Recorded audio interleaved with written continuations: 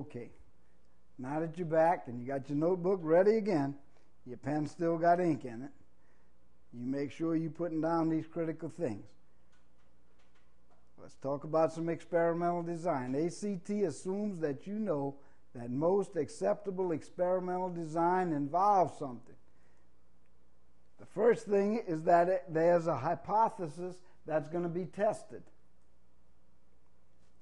The second is that there's an experimental variable. When I did my ACT research in 1983, 84, whenever it was, the experimental variable was the teaching technique used. I compared a computerized approach to a teaching approach.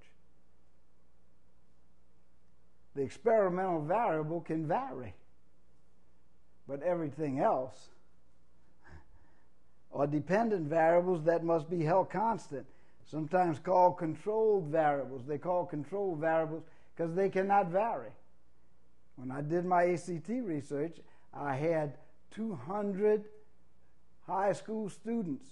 100 were boys and 100 were girls.